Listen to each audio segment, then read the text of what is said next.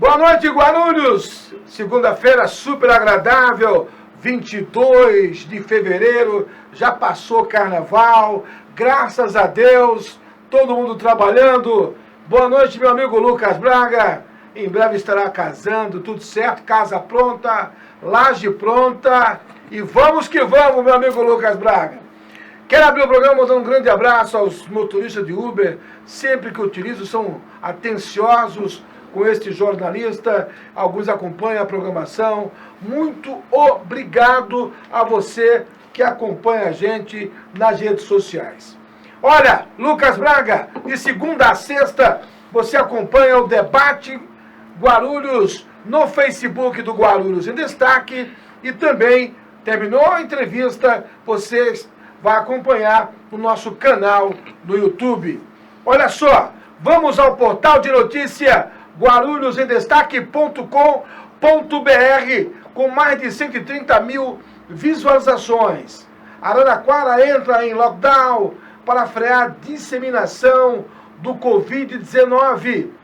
A Fiocruz deve assinar transferência de tecnologia do IFA até março. Projeto busca conscientizar crianças sobre abuso sexual.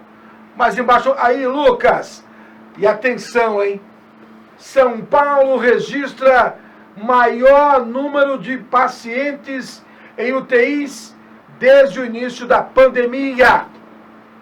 GCM tem muito trabalho por perturbação ao sossego público no final de semana em Guarulhos. Guarulhos recebe programa de inovação do Sebrae para micro e pequeno negócio. Essas e outras notícias no portal guarulhosendestaque.com.br. Boa noite, meu amigo Daniel Viso. Boa noite, Geraldo. Boa noite a todos vocês que nos prestigiam. Daniel, aliás, sempre que você participa do debate Guarulhos, há uma repercussão positiva. Vamos começar no debate de hoje falando da prisão do deputado do PSL, que para muitos houve exagero do Supremo. Imagine você, neste caso específico, o próprio Supremo decidiu pela prisão e o próprio Supremo decidiu pela manutenção. Opinião do nosso CEO do Grupo Lumar, Daniel Viso. Eu não tenho aqui pretensão de ir contra Supremo ou deputados, né? É uma análise pessoal, né? Como cidadão, diria que conheço um pouquinho da legislação em razão de ser bacharel em Direito, entre outras atividades, né?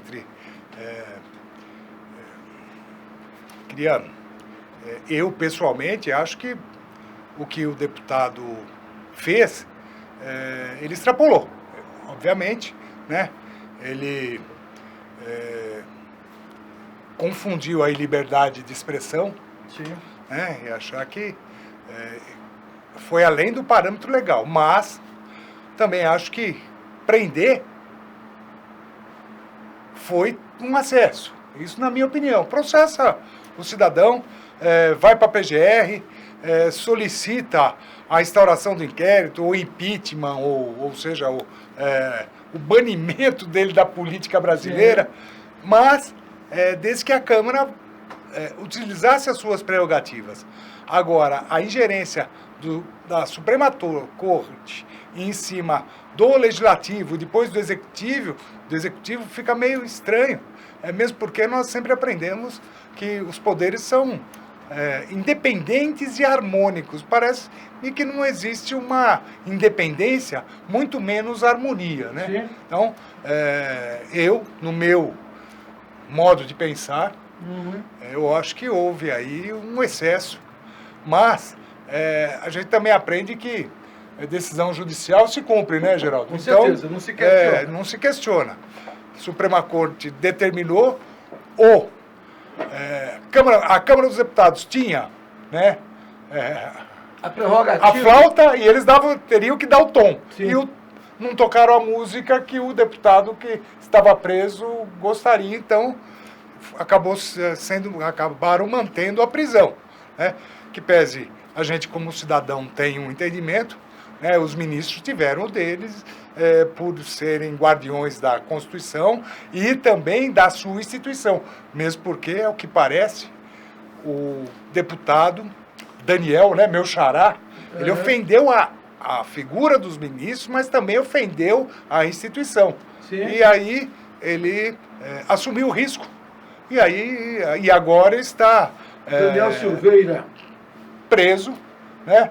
Deve provavelmente promover as ações jurídicas cabíveis, né, para a sua soltura, habeas corpus, ou uma medida liminar cabível, mas, como disse, né, a ordem judicial se cumpre, principalmente quando vem emanada pela maioria da nossa Suprema Corte. Agora, Daniel, quantas pessoas nas redes sociais, quantas criticam o Supremo Tribunal Federal? E não são críticas suaves, são críticas exageradas. E aí, todo mundo que fizer, não estou aqui concordando, mas eu acho que houve um exagero do Supremo. Eu recebo nas minhas redes sociais, ou WhatsApp, ou grupos que eu participo, todos os dias, alguém fazendo suas críticas contundentes, né, à Suprema Corte. Sim. Ou ao ministro, ou determinado ministro. E a gente está cansado de ver aí centenas ou talvez milhares de pessoas agindo da mesma maneira que o deputado Daniel, ou até com mais, como eu poderia dizer, não seria ênfase, né? Não é veemência, é uma ênfase, ou com mais impropriedade ainda. Com mais intensidade, né? E essas pessoas não estão sendo processadas, ou essas pessoas não tiveram voz de prisão. Então, está meio estranho, né? O que parece é que o presidente criticou o Supremo, e não foi crítica suave, foi pesada. O que parece é que o deputado Daniel foi aí, sei lá, ele foi o exemplo, né? Vamos pegar esse homem como exemplo para ver se todo mundo baixa a bola. Então, e ele está aí, né? Daqui a pouco virando figura do mártir. E é isso que a gente percebe e percebeu. Então, boa parte da população brasileira não gostou muito dessa atitude, né, do ministro Alexandre de Moraes. Sim. Né, muitos já fizeram vídeos dizendo que ele, do histórico dele, né, desde quando estava na advocacia e etc. Mas outras pessoas também apoiam. Né, e agora, com essa decisão da Câmara, nós aqui, como cidadãos, estamos assistindo. Só isso em que pese a gente ter, que todos tenham a sua opinião, tem que acatar a decisão. Primeiro, da Suprema Corte, e depois, segundo, da manutenção dada pela própria Câmara dos Deputados, que, em maioria, decidiu que o deputado tem que permanecer preso. Né? Então... Agora, em cima disso, o presidente tomou uma decisão, aumento dos combustíveis. Em seguida, o presidente exonerou o presidente da Petrobras, que tem mandato até 20 de março. Isso na sexta-feira. Por tabela, hoje, as bolsas abriram no mundo inteiro, as ações da Petrobras no mundo inteiro caíram. Um prejuízo de bilhões de reais. Né? E, inclusive, a Eletrobras também sofreu com essa desvalorização. Você acha, Daniel, que essa interferência do governo federal, né, que fazia tempo que isso não ocorria, numa autarquia onde tem ações à Bolsa de Valores, ou seja, tem investimento em estrangeiros, isso não é prejudicial para a nossa economia? Vou responder em duas partes, se você me permite. Fica à vontade. Primeiro, as ações do governo federal em relação à Petrobras e aos combustíveis, vamos especificar a questão dos combustíveis, gasolina e diesel, né, em zerar alíquotas, em não aumentar, elas por si só não vão diminuir o preço. Elas vão frear o aumento em relação ao dólar. Eu tenho defendido que, se não houver a autorização para a automação das bombas de combustíveis, tal qual existe em todos os países do mundo, se não houver uma reforma tributária coerente, séria, né, definitiva, se não houver uma reforma administrativa, né, e também, novamente, uma maior flexibilização e alteração nesse modelo brasileiro, trabalhista brasileiro, nós não vamos reduzir jamais o custo Brasil e o risco Brasil. Esse é um ponto. Respondendo a primeira parte da sua pergunta. O segundo a Petrobras é uma empresa de economia mista. Ela, evidentemente, como você disse, ela tem acionistas, por um lado, sim, mas ela, por outro lado, uma parte dela é do governo que, enquanto empresa estatal, existe para beneficiar uma população. Pois bem, a gente tem que pensar, pessoal, que qual era a capacidade produtiva ou de refino que a Petrobras tinha e qual é a capacidade de refino que a Petrobras tem hoje. A política que implantaram na Petrobras para equalizar o preço do nosso combustível ao dólar internacional, ela é legal. Mas em 2014, 13, 14, o barril de petróleo custava $80. Custa hoje $80. Não aumentou. A relação entre dólar e real, o dólar desvalorizou. E pior, se vocês forem ver a política tida pelo governo do MDB, PSDB, né? Até a política da Dilma, essa política diminuiu a capacidade de refino da Petrobras. A Petrobras hoje chega a produzir bastante, chega a enviar óleo cru para fora, o pessoal processa lá e nós estamos comprando combustível acabado aqui.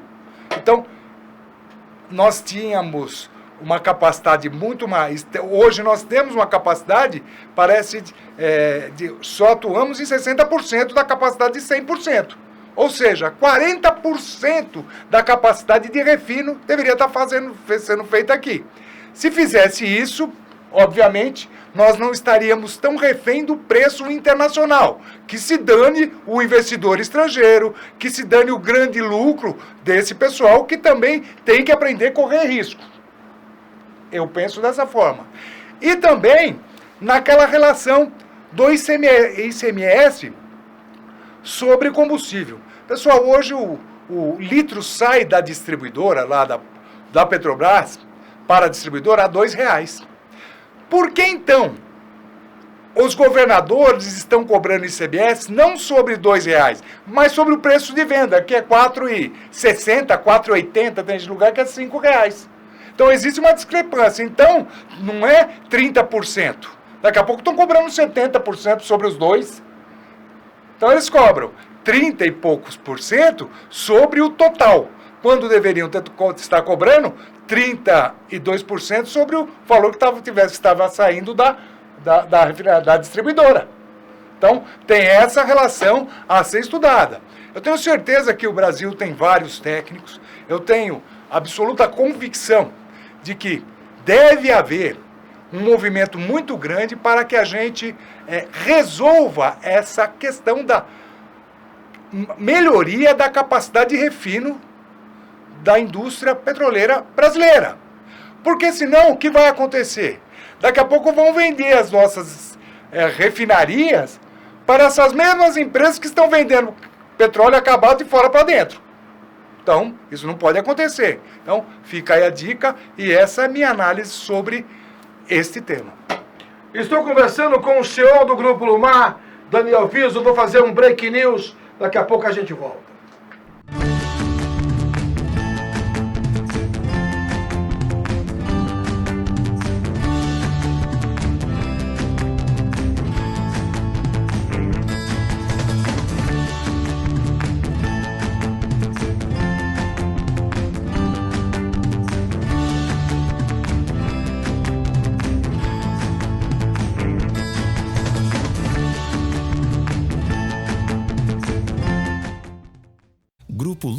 soluções integradas na prestação de serviços especializados, tradição e tecnologia em segurança e terceirização, portaria, controle de acesso, manutenção predial, limpeza e conservação, vigilância patrimonial, escolta armada, segurança pessoal, facilities de recepção, qualidade, credibilidade e transparência a serviço de você e da sua empresa. Entre em contato e solicite uma cotação. Acesse grupolumar.com.br.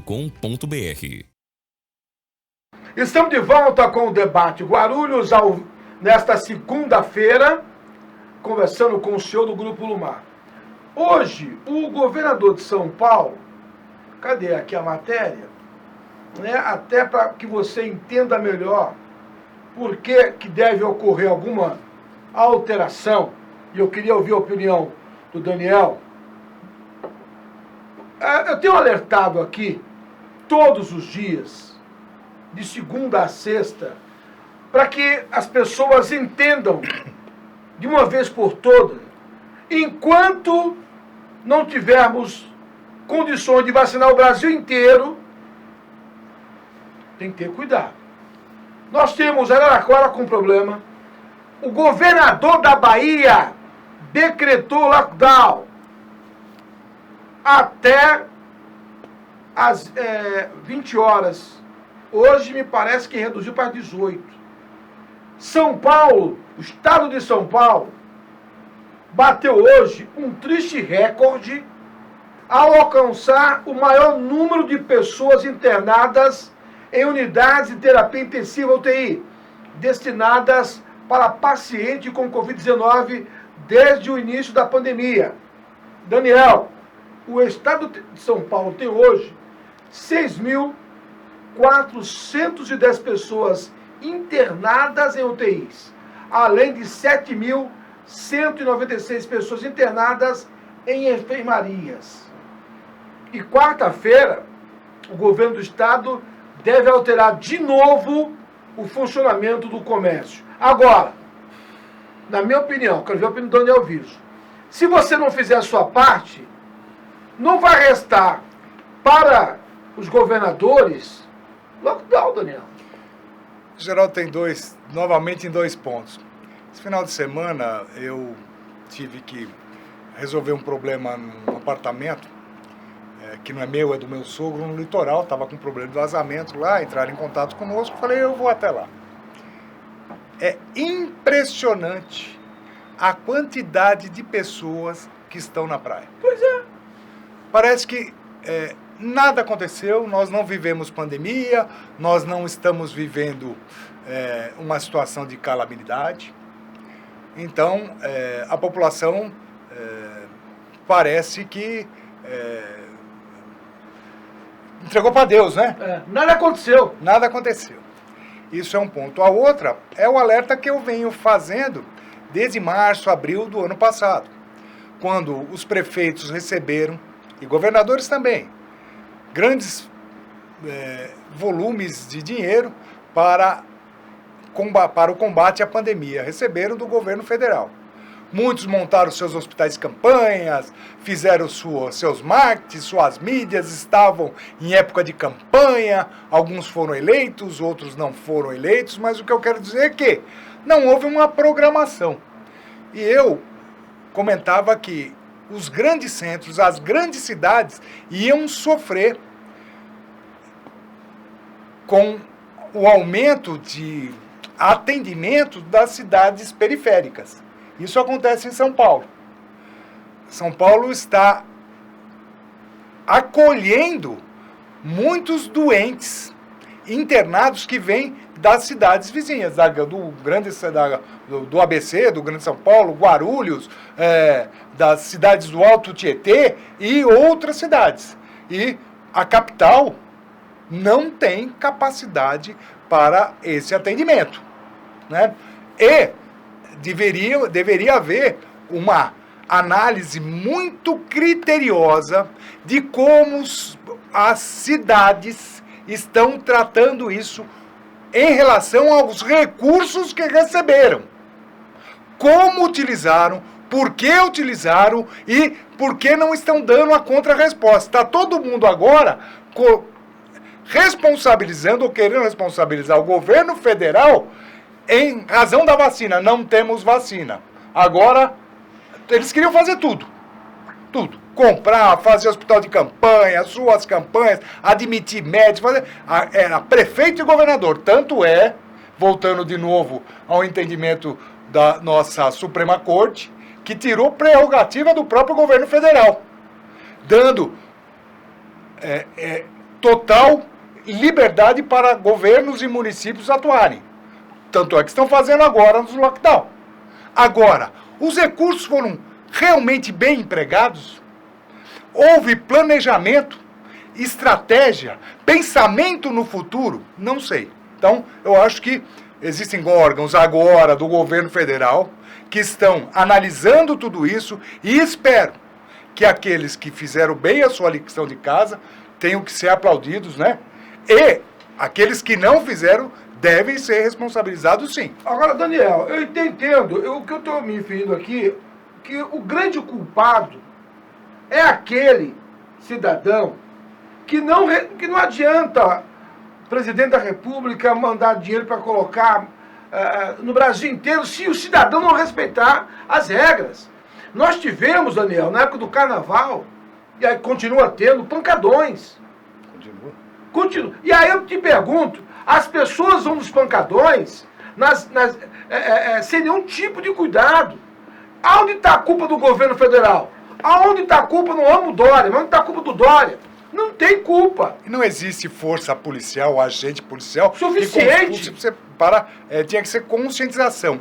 Ou, Geraldo... As pessoas, elas não estão nem aí. Não, o que poderia fazer com que a população, essa população incipiente, essa população que descumpre as regras impostas, existe regra, mas não existe punição. É aquela história do cinto de segurança. Ninguém usava o cinto de segurança, mesmo sabendo que numa colisão a 30 km/h poderia sofrer um grave acidente, poderia lesar um familiar, uma criança. Ninguém usava cadeirinha para criança. Pois bem, hoje todo mundo usa. Mas todo mundo usa em razão da consciência pessoal ou da punição?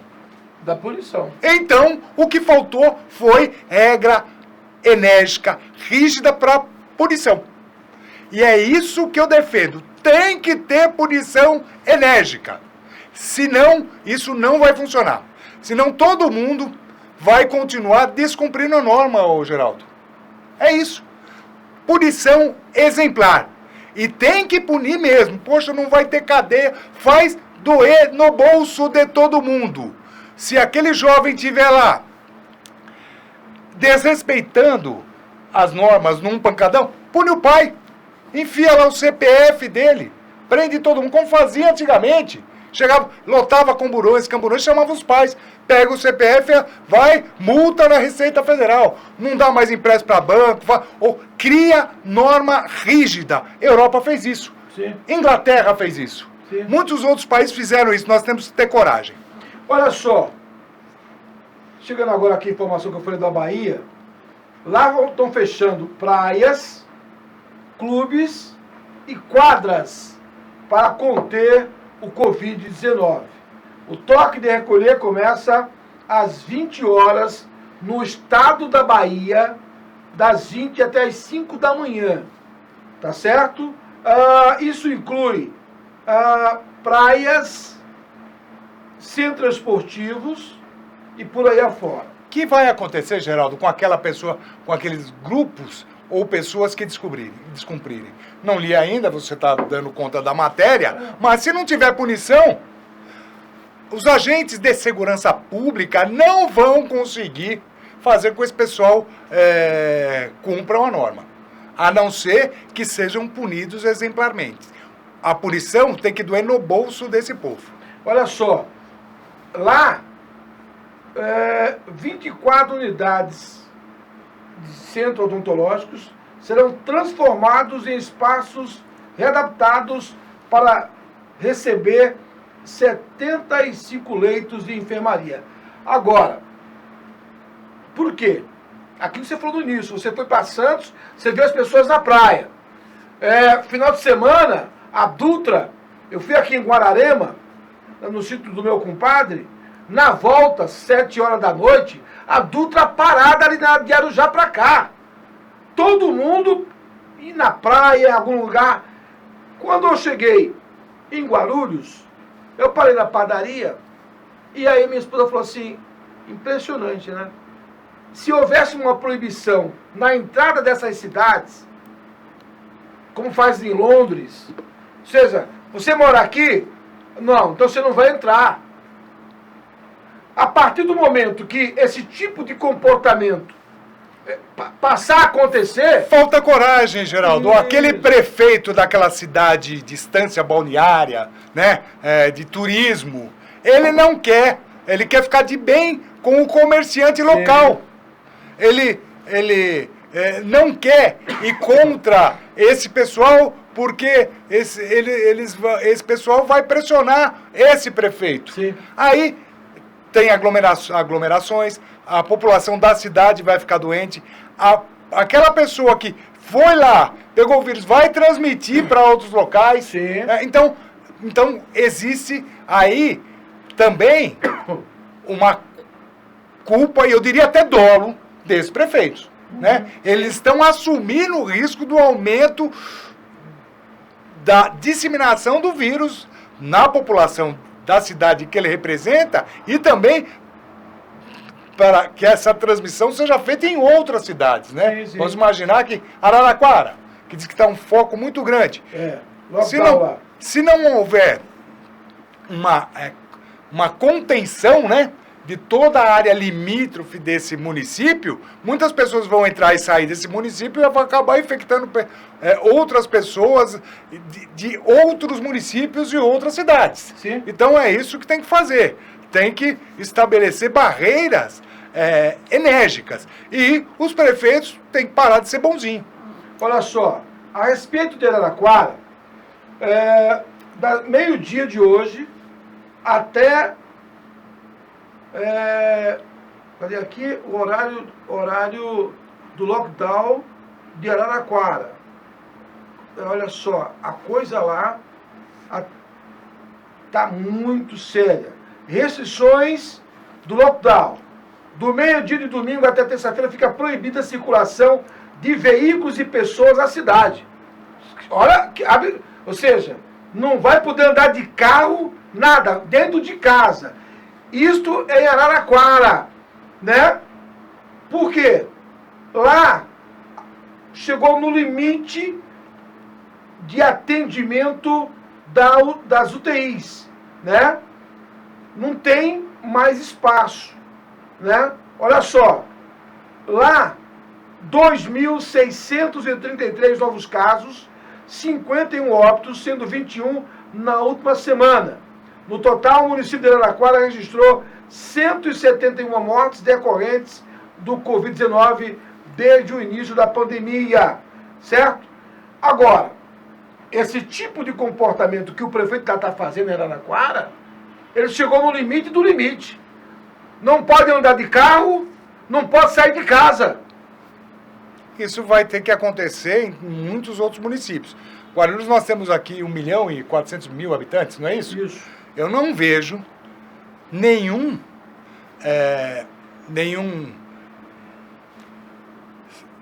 publicidade, nenhum planejamento em razão do aumento de casos aqui. Não vejo. Aqui está funcionando tudo normal, como se não houvesse pandemia. Tal qual no litoral. Normal. Mas aqui você segue... Normaliza. Estamos, de novo, nós estamos tampando o sol com a peneira. Aqui, estamos falando de uma cidade, que é uma cidade...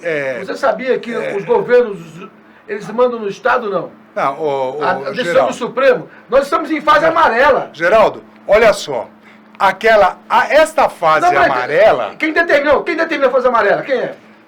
O governador do estado. E o prefeito que não fez desobediência. Ô Geraldo, o prefeito de Araraquara, ele está em fase vermelha. Mas não estava.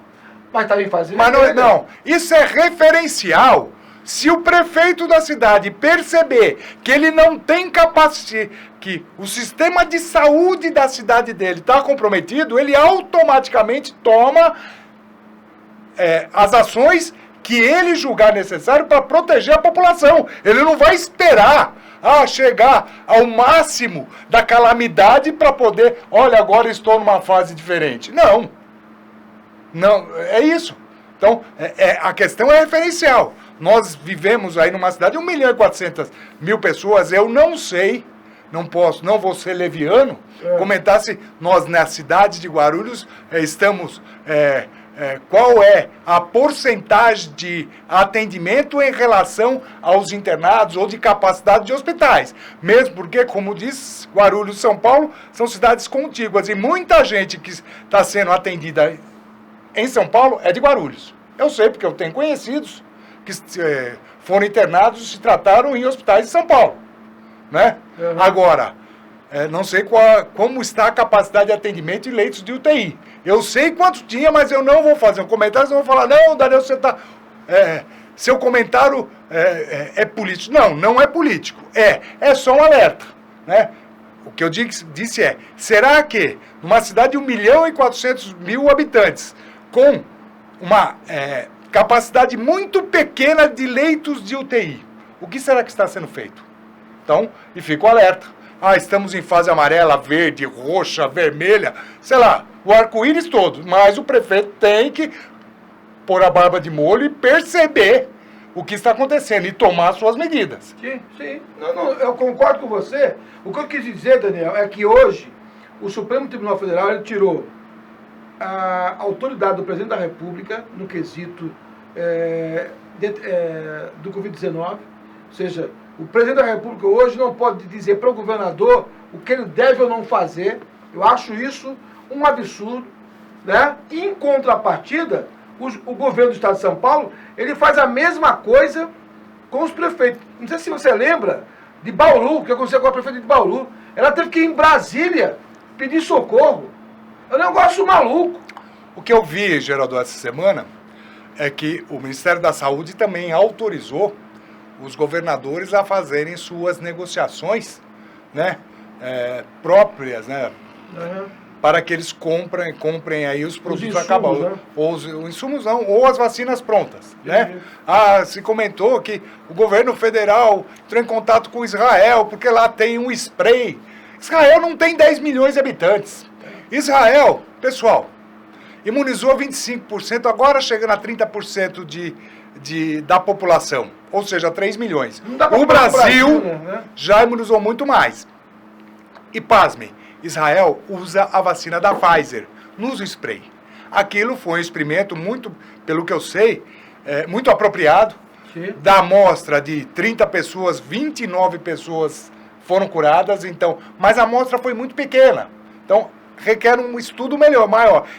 Eu gostaria muito que esse medicamento fosse a salvação, né, do mundo. E torço para que isso aconteça. Mas vai demorar um pouquinho, né? Então, e outras vacinas, e outros antídotos, e outros remédios. Né? Então, a gente tem que usar máscara, manter o distanciamento, ter um pouquinho mais de consciência, né? Até que esse momento passe. Porque senão a população daqui a pouco vai responsabilizar quem? Os executivos municipais, estaduais e o governo federal. E isso é uma impropriedade, né? E esses políticos, né, esses gestores públicos, esses prefeitos, governadores e até o presidente da República e seus ministros não vão ter como jogar pra galera, né? Então não tem mais isso. Então a situação é grave e a população tem que entender que a situação é grave.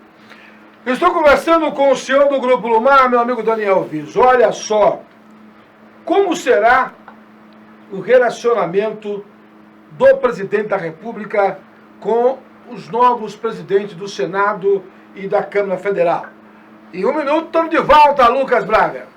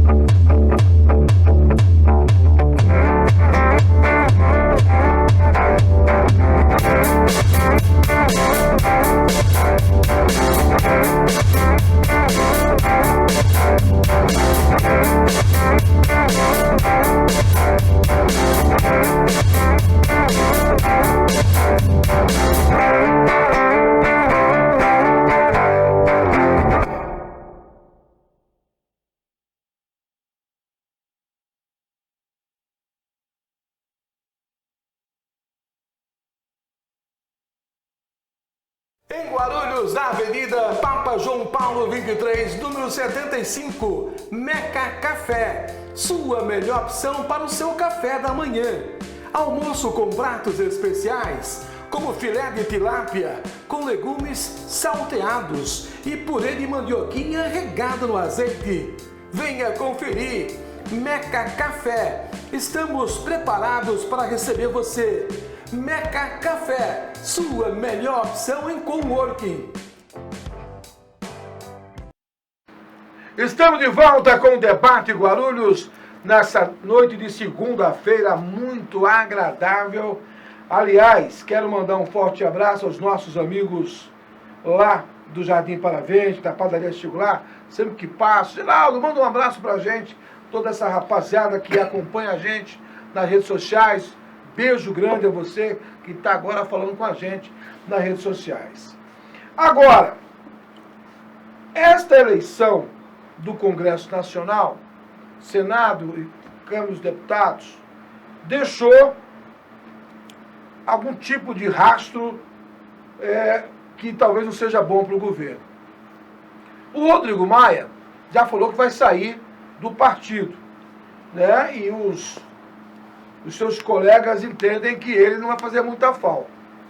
Até porque hoje o atual presidente da Câmara dos Deputados, Arthur Lira, mantém um relacionamento positivo à frente à casa. Daniel, você entende que essa mudança de presidência vai ajudar o governo federal na aprovação de vários projetos, como, por exemplo, aí, esse auxílio emergencial definitivo, as privatizações? Você acha que hoje, tanto a Câmara dos Deputados como o Senado Federal tem um novo perfil de liderança? Eu acho que sim. Aliás, eu nunca fui muito a favor da reeleição do senhor Rodrigo Maia. Ele era um presidente muito político. Ele queria ser a maior figura de maior relevância no país. Queria estar acima do Supremo, do presidente da República. Ele estava acima de tudo, então foi bom, né, que houve essa mudança, né, essa renovação. Eu diria, Geraldo, que se os poderes se mantiverem independentes e harmônicos e que se o Senado Federal, aí, Câmara dos Deputados e Senado, entenderem que as matérias urgentes para benefício ou melhoria da qualidade de vida da população possam ser votadas, eu ficaria extremamente feliz. Né? A reforma administrativa, se eles tiverem realmente coragem para fazer a reforma administrativa, né? Não é possível que continuemos com esses sistemas de previdências tão distantes entre a previdência pública e a privada. Né? Então, o setor privado não vai conseguir manter esta previdência do jeito que está. Não vai. Então, e quem tem que ter coragem para fazer uma mudança real, permanente e definitiva nesse sistema é o Congresso Nacional. Né? Quem tem que ter coragem para fazer a reforma tributária que o país necessita é o Congresso Nacional. Quem tem que ter coragem para fazer a reforma trabalhista definitiva para que o Brasil não tenha um custo, Brasil não exista mais, o risco Brasil deixa de existir, é o Congresso Nacional. O Congresso Nacional não pode ser superveniente. O Congresso Nacional não pode ficar votando matérias assistencialistas, Geraldo, sem prever o futuro da arrecadação. Sim. Né? Então, seria uma leviandade, né? E esses conceitos assistencialistas, eles não podem ser ad eternos. Nós temos os programas aqui no Brasil que eles vão destruir a capacidade contributiva do setor privado. né? Nós temos aí o famigerado 5S, que tem lá SESC, Senai, Sebrae, INCRA, 5,8% da folha de pagamento é para esse pessoal manter grandes conglomerados, né? E isso tem que deixar de existir, né? Nós temos que pensar na produção para que quem invista no nosso país possa dar mais empregos e acabar com esses penduricalhos de uma vez por todas. Pessoal, desculpe. Aqui no Brasil, o pessoal dá um salário e depois vale transporte, vale refeição, vale alimentação, cesta básica, e para que tudo isso seja oferecido ao trabalhador, existem empresas que gerenciam tudo isso ou bancos. Acaba com isso, pessoal. Junta todas essas verbas e integra no salário, sem que essa integração seja considerado salário in natura. Ou seja, que essa integração não pode servir de base para cálculo de INSS e aposentadoria. Porque senão todo mundo no Brasil, aqui no Brasil, todo mundo quer se beneficiar. Mas existem formas de fazer com que o risco Brasil e o custo Brasil diminua. O Congresso Nacional e deve ser importante nessas mudanças. Só assim o Brasil vai deixar de ser aquele país que está permanentemente na condição de país subdesenvolvido que pensa que já se desenvolveu, né? Então, Congresso Nacional, você tem a flauta, você pode dar o tom e oferecer as mudanças que o país necessita para o futuro, para as futuras gerações. Estou conversando com Daniel Wilson, o CEO do Grupo Lumar. Olha, estou recebendo aqui uma notícia. Eu vou ter eu gostaria muito que isso viesse a acontecer no Brasil inteiro. Bombas de combustíveis terão certificação eletrônica.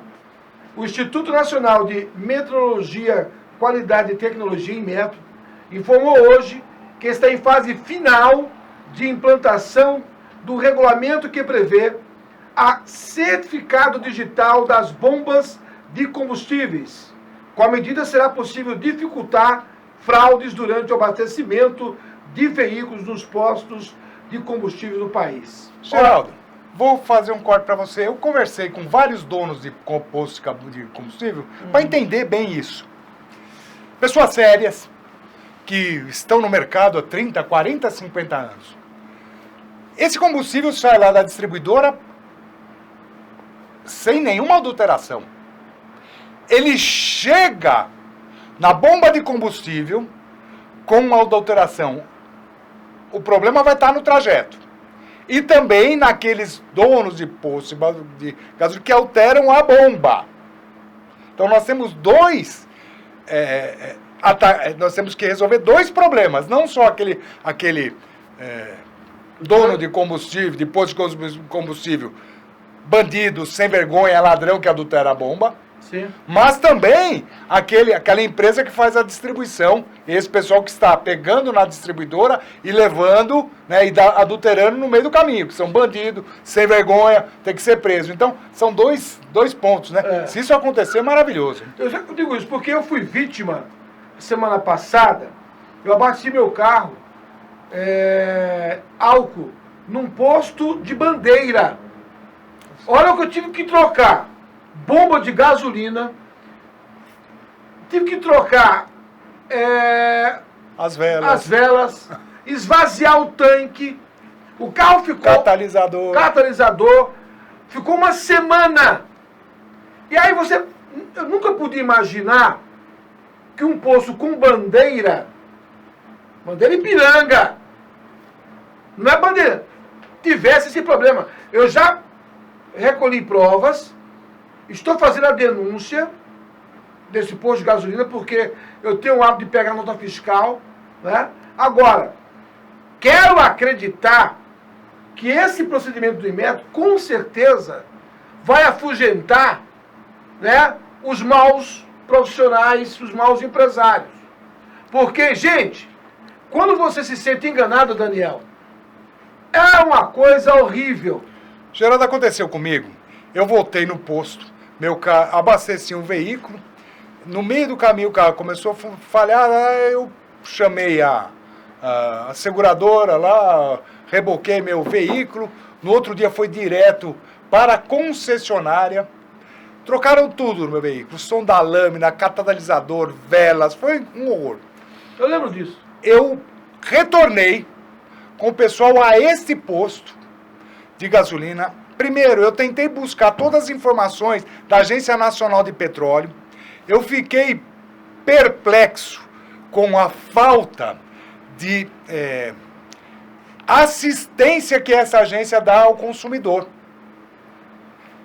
Eu tive que, aí depois, pegar um laudo da concessionária, que a concessionária me desse um laudo, depois de fazer uma vistoria total em todas as peças, esse carro é importado, esse laudo teria que ser feito pela companhia, né, que produz esse veículo, para depois eu ir lá na bomba, pedir 2 amostras ou 3 amostras lacradas com um recipiente que é o único que deve ser utilizado pela Agência Nacional, que só ela tem laboratório. Gente, e aí? Não adianta chamar a polícia, não adianta ir fazer boletim de ocorrência, porque você não tem laudo, você não tem o combustível, a pessoa alega que depois, que não foi ela, e que o combustível X da bomba já não é esse. Então, para nós consumidores, nós ficamos só com a conta para pagar, viu, Geraldo? Essa que é real.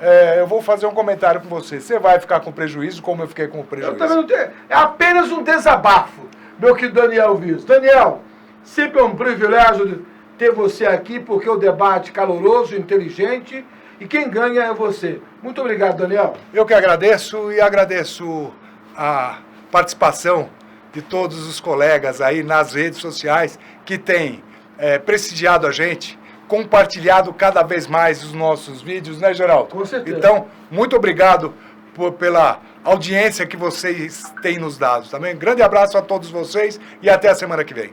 Obrigado, senhor do Grupo Lumar, Daniel Viso, toda semana deixando o debate Guarulhos muito mais interessante. Nessa segunda-feira eu trabalhei ao lado de Lucas Braga e também na grande programação Felipe Poi. Eu sou Geraldo Júnior. Boa noite, Guarulhos.